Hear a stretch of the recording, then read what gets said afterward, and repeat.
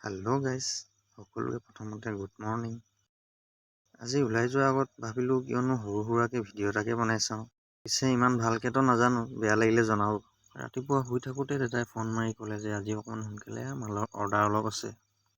তাৰপৰা মই সোনকালে গাড়ীৰ ওচৰলৈ গ'লোগৈ। গাড়ীৰ ওচৰত গৈ দেখিছোঁ গাড়ীখন যিহে লেতেৰা হৈ আছে। তাৰপৰা ওচৰতে কাপোৰ এখন পাই অকণমান আইনাকেইখন মুচি দিলোঁ।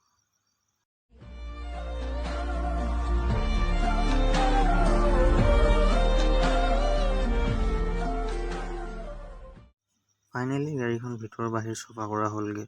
গাড়ীখন ষ্টাৰ্ট কৰি ইঞ্জিনটো গৰম হ'ব বুলিকে অকণমান এৰি দিলোঁ।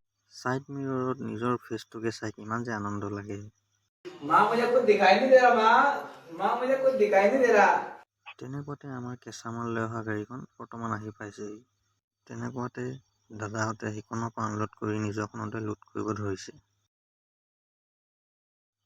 আমাৰখনো লোড হ'লেগৈ আৰু চাহ একাপ খাই লাহেকৈ ওলাই যাম বুলি ৰৈ আছোঁ। চাহকাপ খাই গাড়ীখন লাহেকৈ ষ্টাৰ্ট দিবলৈ লৈছোঁ।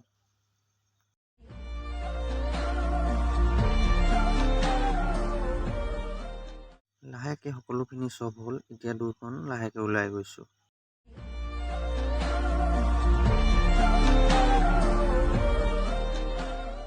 মালখিনি দি থাকোঁতে ডিলাৰৰ পৰা ফোন আহিলে, কৈছে যে আপোনালোকৰ ছাৰ্ভিচিঙৰ টাইম হৈছে, পাৰিলে আহি যাওক। আমি দেৰি নকৰি আমি তালৈ যাবলৈ ওলালোঁ। আমাৰো ভাল হ'ল, গাড়ীখন আমাৰ ডিব্ৰুগড়ৰ পৰা লোৱা হৈছিলে, তো ওচৰতে ছাৰ্ভিচিং পাইছোঁ যেতিয়া ইয়াত যোৱাগৈটোৱে ভাল হ'ব। ফাইনেলি আমি আহি ডিলাৰৰ ওচৰত পালোহি।